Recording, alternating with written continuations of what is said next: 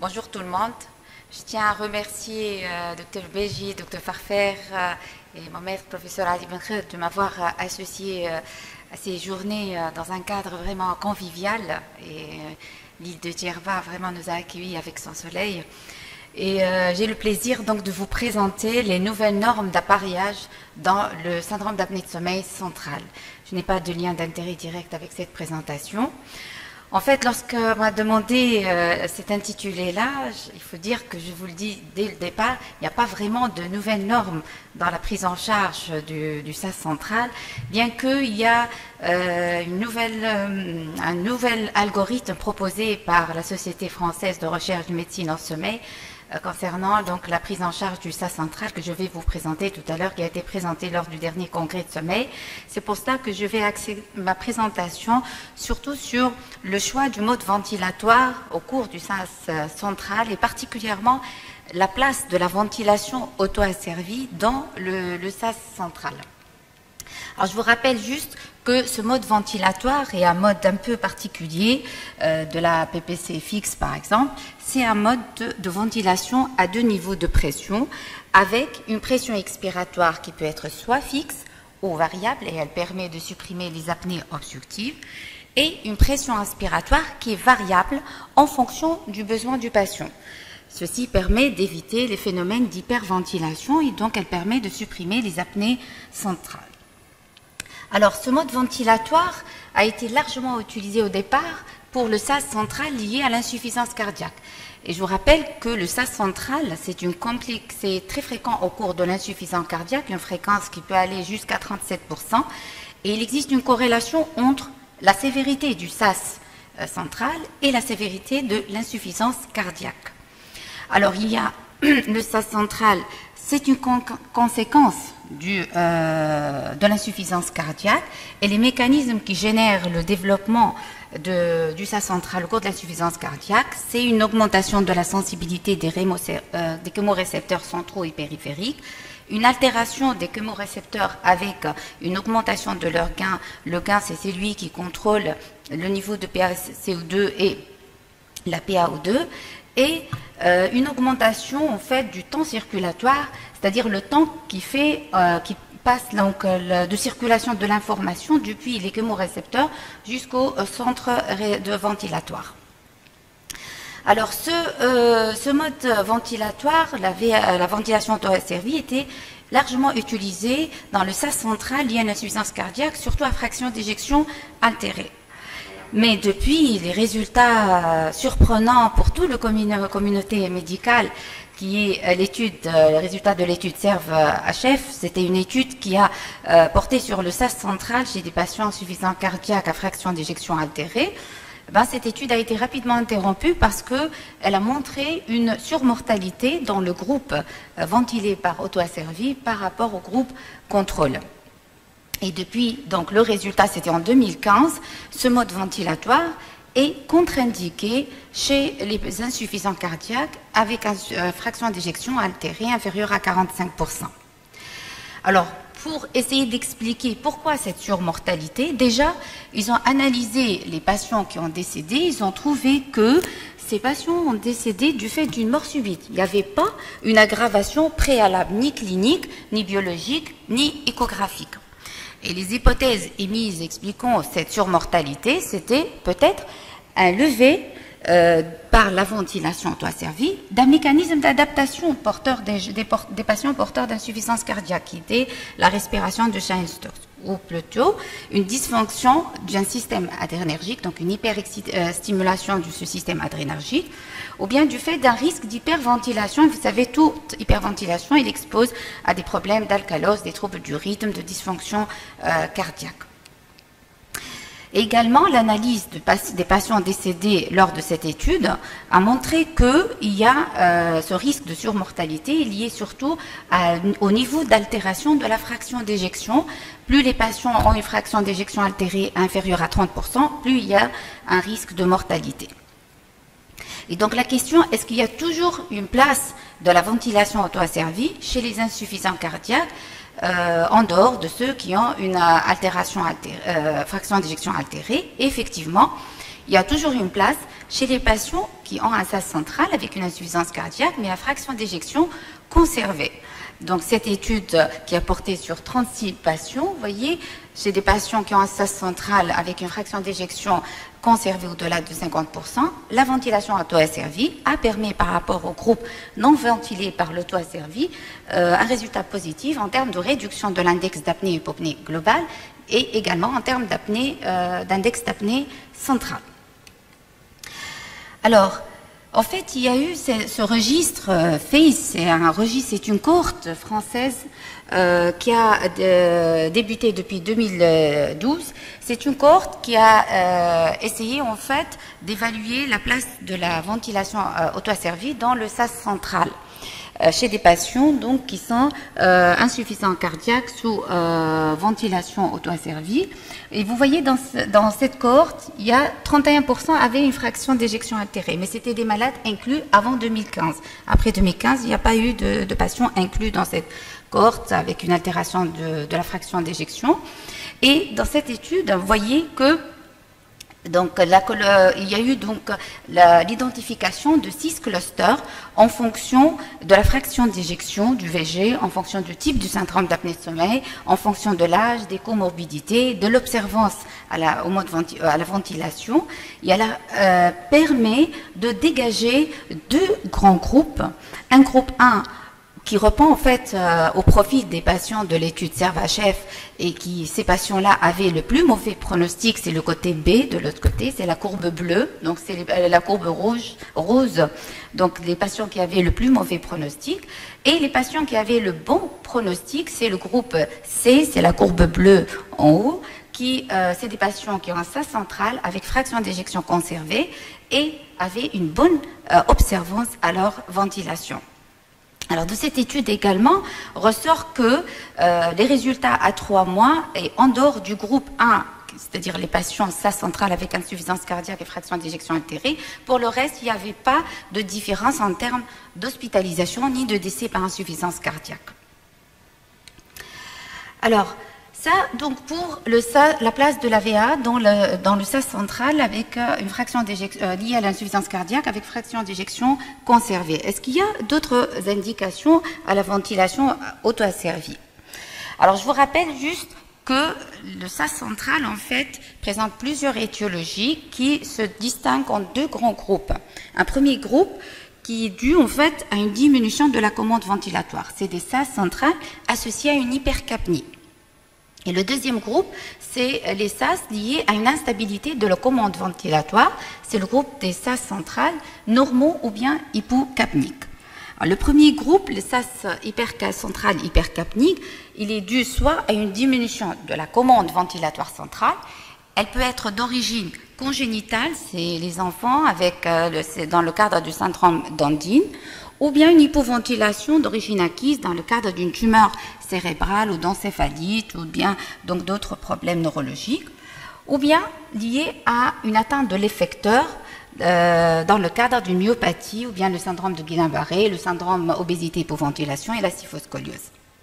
Le deuxième groupe, c'est les SAS centrales, normocapniques ou hypocapniques. Alors, il peut être physiologique, lorsqu'on monte en altitude ou bien au moment d'endormissement, on peut faire quelques événements centraux.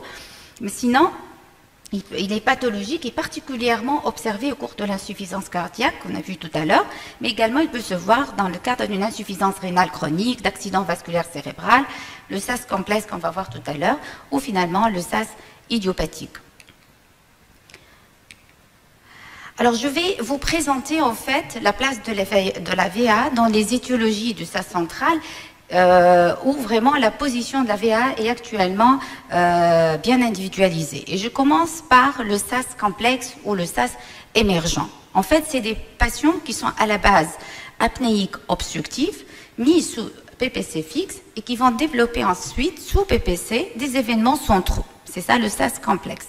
Alors, il y a des sujets à risque de développer ce SAS complexe. Ce sont les insuffisants cardiaques particulièrement, les porteurs de coronaropathie ou les individus de sexe masculin.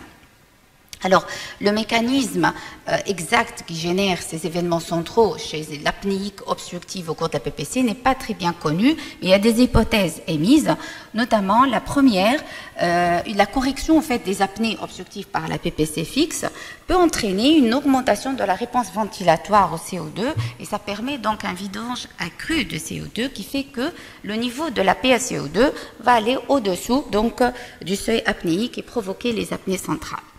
La deuxième hypothèse, c'est que des pressions peut-être trop élevées utilisées par la PPC fixe, ou bien une montée très rapide en pression en PPC fixe, va stimuler les récepteurs de l'étirement et va stimuler ainsi le réflexe inhibiteur des voies aériennes supérieures.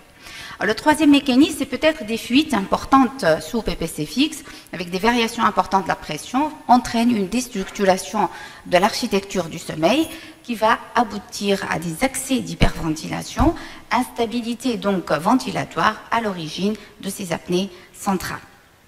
Alors, quelle est la conduite? J'ai un patient obstructif qui développe un SAS complexe. Alors, la première chose, il faut aller voir s'il y a vraiment des fuites importantes qui peuvent expliquer ça, ou bien il faut essayer de diminuer un peu la pression efficace mise, et il faut essayer de surveiller. Pourquoi surveiller 1 à 3 mois? Parce que généralement, au bout de 1 à 3 mois, ces événements centraux vont disparaître chez ce genre de patient. Alors, si jamais il n'y a pas eu de disparition et ça persiste, à ce moment-là, il faut discuter de changer le mode ventilatoire. Alors, soit une ventilation auto-asservie ou bien une BiPAP. Alors, comment on va choisir entre les deux? Ben, les études ont montré que la ventilation auto-asservée fait mieux que la ventilation double niveau de pression, la BiPAP, en termes de réduction d'index d'apnée-hypopnée global ou d'index d'apnée centrale et en termes d'index de désaturation. Mais vous voyez, c'est des études qui ont porté sur un faible effectif de patients, aux alentours de 30 patients dans les séries rapportées. La deuxième étiologie pour laquelle la VAA trouve sa place, c'est le SAS central induit par les opiacés. Alors, c'est une cause fréquente de SAS central, les médicaments donc type opiacés. Il faut dire qu'il y a une corrélation entre la dose donc d'opiacés utilisés et le risque de développer un SAS central. Et des études ont évalué en fait le mode ventilatoire à utiliser pour ce genre de patients. Des polysomnographies faites chez des patients sous VA versus des patients sous BiPAP. Toujours, c'est des petites séries, 18 patients dans cette étude par exemple, a montré que la ventilation auto-asservie est supérieure par rapport à la BiPAP. Alors, d'autres médicaments peuvent donner également le SAS central. La liste est longue. C'est pour cela qu'à chaque fois qu'on a un SAS central, il faut aller faire vraiment la listing de tous les médicaments pris par le patient et essayer de consulter Pneumotox pour voir si vraiment il y a un lien entre ce médicament et la survenue d'un SAS central avant déjà de penser à mettre en place une ventilation. Et parmi ces médicaments également pourvoyeurs donc de SAS central, c'est le ticagrelor qui est un anti-agrégant plaquettaire largement utilisé dans le syndrome coronarien aigu. Et dans cette étude, par exemple, vous voyez sur plus que 100 patients qui avaient un syndrome coronarien aigu, 27 patients ont développé un SAS central.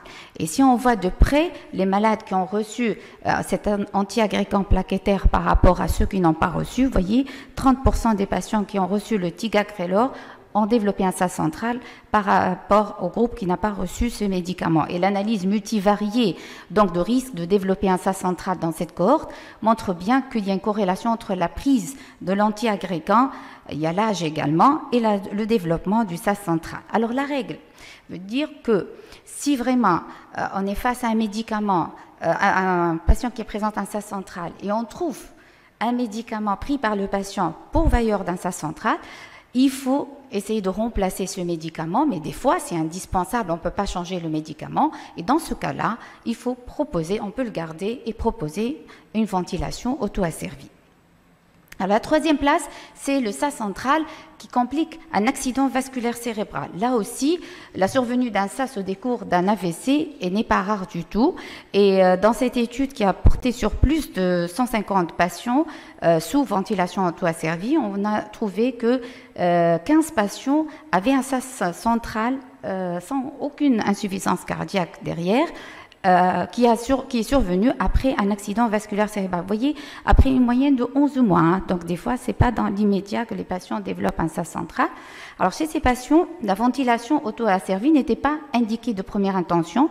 Chez 11 patients, ils ont tenté tout d'abord la PPC, pour 2 patients, une BiPAP, et après la mise sous ventilation auto-asservie, le suivi à 3 mois et à 6 mois montre que la ventilation auto-asservie était beaucoup plus efficace que la PPC fixe ou la BiPAP en termes de réduction d'index d'apnée-hypopnée et en termes également de réduction de la somnolence.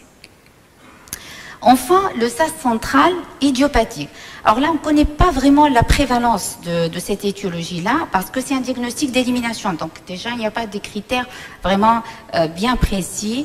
Donc on peut pas avoir on n'a pas une idée exacte sur sa prévalence, mais on sait que c'est un SAS qui est généralement peu symptomatique sur le plan clinique, des patients qui se plaignent plutôt d'une insomnie, une petite somnolence, très rarement obèses, ils n'ont pas beaucoup de désaturation au niveau de leur enregistrement, et des petites séries vraiment rapportées dans la littérature ont montré que la ventilation auto-asservie marche bien chez les patients qui ont un SAS central en réduisant l'index d'apnée-hypopnée, l'index de micro-éveil, et surtout un bénéfice clinique maintenue bien à long terme après 6 mois et 12 mois de ventilation auto-asservie.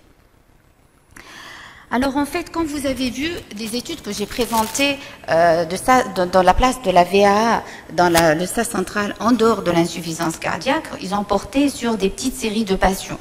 Et c'est pour cela que il y a eu cette cohorte de l'étude facile VAA qui a été débutée en 2017, une cohorte qui englobe maintenant presque 500 patients qui sont sous ventilation auto-asservie pour un SAS central pour n'importe quelle raison, en dehors bien sûr de l'insuffisance cardiaque avec une fraction d'éjection conservée, puisque là déjà on a dit l'efficacité est certaine et on a des études robustes avec un effectif important de patients. Alors l'objectif de l'étude facile, c'est surtout analyser l'efficacité clinique et évaluer la tolérance de la VAA dont les SAS centrales non liées à l'insuffisance cardiaque. Et déjà, les résultats préliminaires qui ont été présentés lors du dernier congrès de sommeil 2021 a montré que déjà il y a une bonne tolérance, il n'y a pas une surmortalité dans cette population, puisque même les 13 décès notés n'étaient pas liés directement à la ventilation,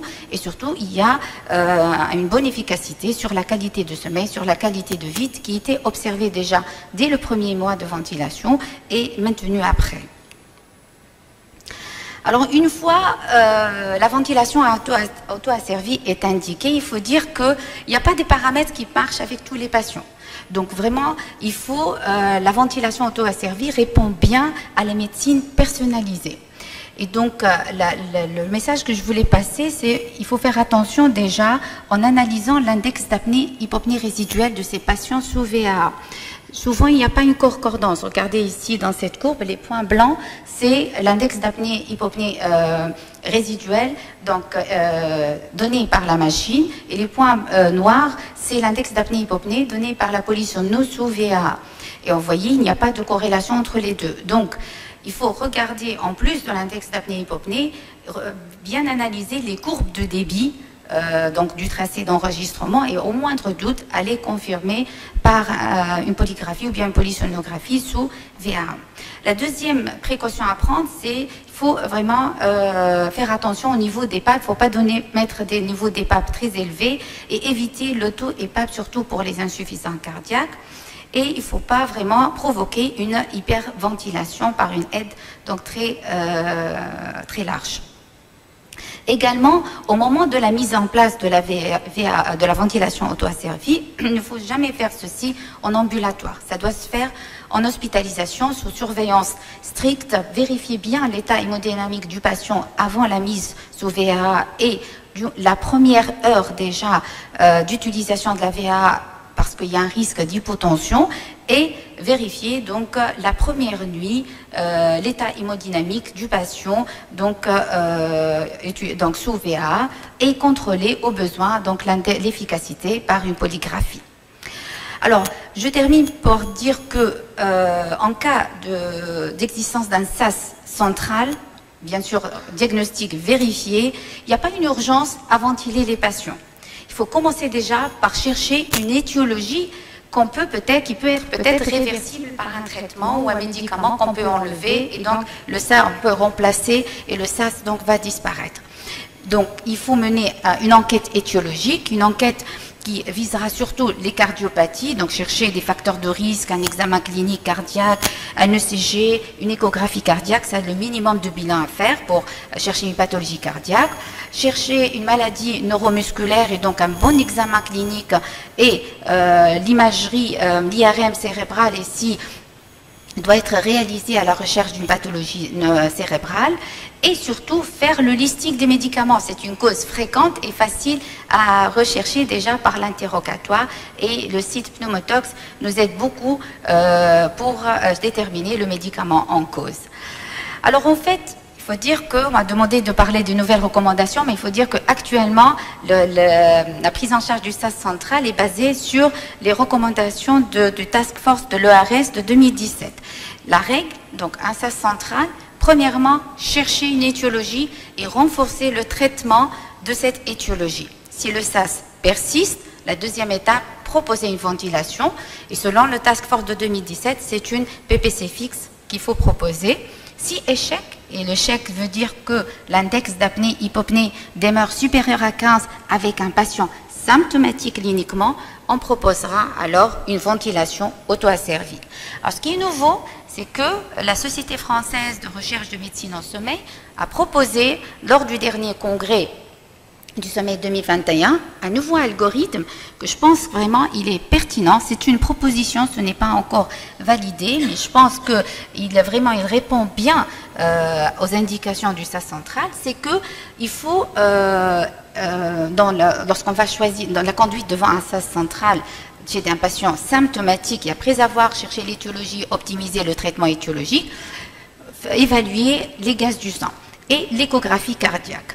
Alors, les gaz du sang, pourquoi? Parce que si on trouve un SAS central avec une hypercapnée, eh ben, le mode ventilatoire utilisé d'emblée sera une ventilation à double niveau de pression.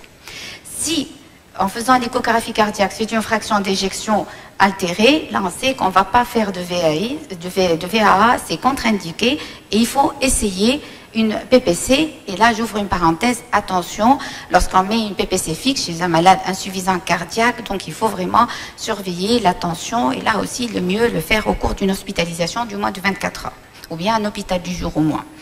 Si maintenant les gaz du sang ne révèlent pas d'hypercapnie ni l'écho-cœur, une altération de la VG, là ce qui est nouvellement recommandé dans ce nouvel algorithme, c'est essayer d'emblée une VAA.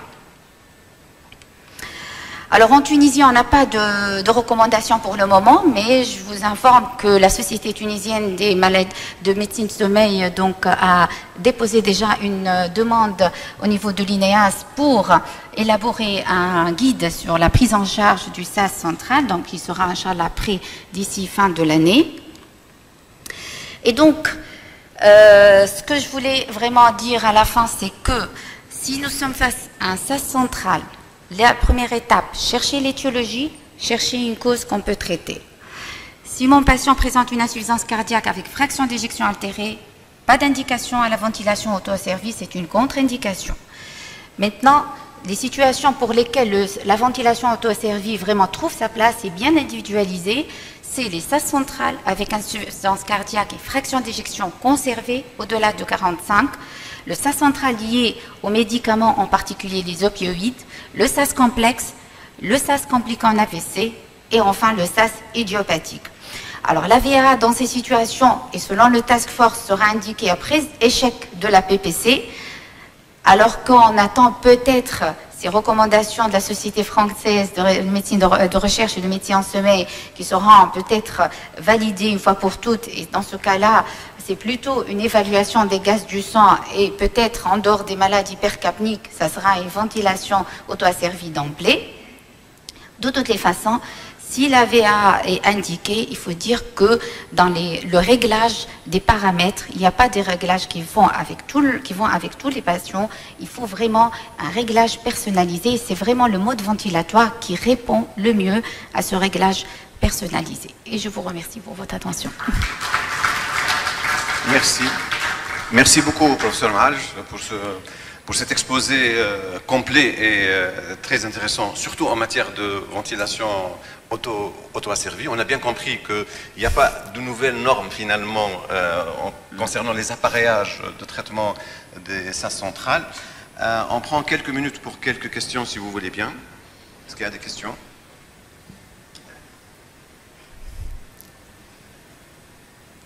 Merci beaucoup pour votre bel exposé qui était tout à fait clair. Il y avait une coquille, je crois, dans une de vos diapos sur Facile VA. Les patients qui sont exclus, c'est ceux qui ont une FEVG inférieure à 45%. Oui, inférieure, oui, bien sûr. Ah, il y avait une coquille dans votre diapo. Depuis 2015, ils sont exclus. Ah, d'accord, oui. Donc, Facile VA, d'une part, continue, puisqu'il y a eu la première série, vous l'avez dit, de plus de 500 patients, et on continue à inclure des patients dans cette cohorte, dans ce qui va, à terme, faire une très très belle cohorte. Ouais. Alors, quant aux recommandations, je peux vous dire qu'elles vont sortir, avant la fin de l'année, j'espère. Ouais. On nous a relancé pas plus tard que cette semaine pour refaire la dernière ou avant-dernière lecture des conclusions. Et comme vous l'avez dit, on va vers un bilan gaz du sang, essentiellement au départ. Ouais. Et la VA, la ventilation auto-asservie, va arriver en premier. Et je pense qu'on ne parlera même plus de la PPC et ni de la BIPAP dans toutes les formes de SAS centrale. Donc ça devrait enfin sortir. Ouais. Le travail date de 2018-2019. Il y a eu le coup d'arrêt du Covid. Mais je pense que là, on nous a relancé, je vous dis, ces derniers jours. Ouais. Donc je pense qu'au Congrès Sommeil de novembre prochain, le Serreco devrait enfin sortir. Oui, merci.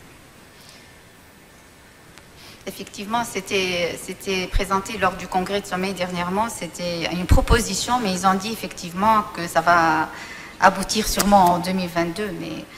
Et je pense que c'est vraiment ce nouvel algorithme répond bien à la bonne prise en charge. Et quand j'ai montré dans toutes les études, c'est vrai, c'est des petites séries, mais souvent il y a des échecs de la PPC fixe, il faut aller à la VA après. Donc vraiment, c'est bien d'appliquer ces nouvelles recommandations. Et d'ailleurs, depuis 2017, il n'y a pas eu de nouvelles recommandations sur la prise en charge, donc il fallait vraiment donner maintenant, parce qu'avant c'était surtout dans l'insuffisance cardiaque qu'on utilisait la VA, puis avec les résultats Servachef, donc il y avait une peur quant à l'utilisation de VA. Maintenant il y a assez de recul et cette nouvelle cohorte donc a vraiment donné de l'espoir à réutiliser de façon plus à l'aise la ventilation auto-asservie. Oui, pas du tout. Oui, les 13 décès n'étaient pas liés au mode ventilatoire utilisé. Très bien, d'autres questions? Une petite question de clinicien. Je suis très content que vous avez parlé... Clinicien et président de la Société tunisienne de médecine sommeil. Juste un clinicien. Juste, je voulais savoir, vous avez bien insisté, et ça nous fait plaisir, ça nous a fait plaisir que vous avez insisté sur les problèmes de ne pas se jeter directement sur la VA voilà. Et de bien vérifier par l'interrogatoire, par le traitement, etc. Avant de passer à la VA.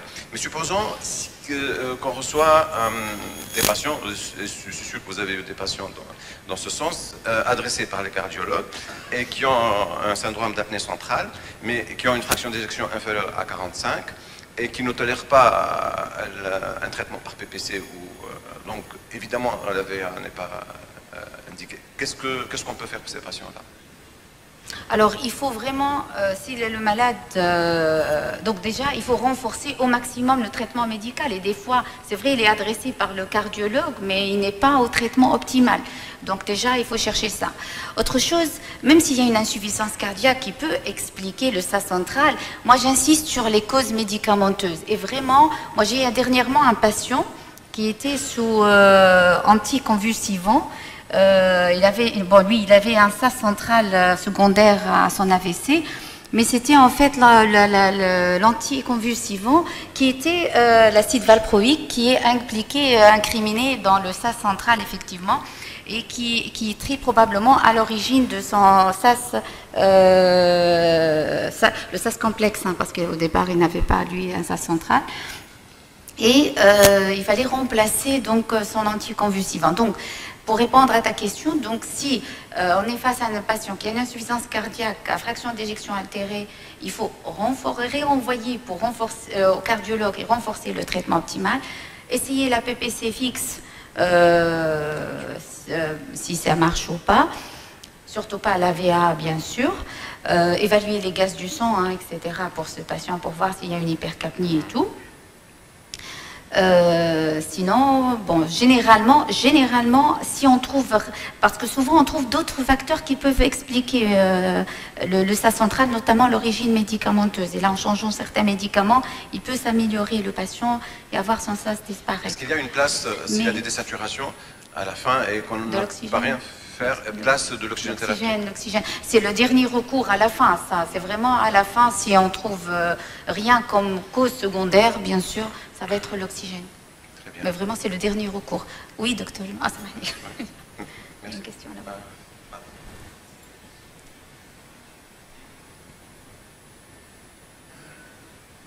Dernière question. Merci Sonia pour votre présentation qui est assez claire. Juste concernant le contrôle de la PPC, comment envisagez-vous ce contrôle? Est-ce que la carte mémoire, elle est suffisante ou bien il faut faire une polygraphie sous PPC? Alors pour la PPC fixe, normalement l'index d'apnée-hypopnée résiduel sur la carte d'enregistrement de la PPC est suffisant, donc il est fiable. Mais il faut savoir qu'à chaque fois qu'il y a une discordance entre l'index d'apnée-hypopnée et les symptômes cliniques, c'est-à-dire un patient qui demeure symptomatique, il faut aller faire une polygraphie sous PPC. Donc vraiment n'hésitez pas s'il y a une discordance entre les deux. Oui. Voilà. Même pour la PPC fixe. Oui. Et sur le plan pratique, en général, on est en train de voir des gens avec des SAS complexes. Et comme vous avez dit, il y a des gens, on peut avoir, on voit un SAS mixte. Et puis après, avec la mise de la PPC, il y a un SAS émergent central de plus. Donc il faut faire la part entre, je ne sais pas, est-ce que la carte ici, elle est suffisante pour faire la part entre les obstructives et les centrales? Alors, si vous avez sur le rapport d'observance des événements centraux élevés, là, il faut aller, pour dire que c'est un SAS complexe, il faut aller faire un enregistrement sous PPC, une polygraphie ou bien une polysomno. Il ne faut pas retenir le diagnostic de SAS complexe sur le rapport de la PPC. D'accord, il faut aller le confirmer par un enregistrement.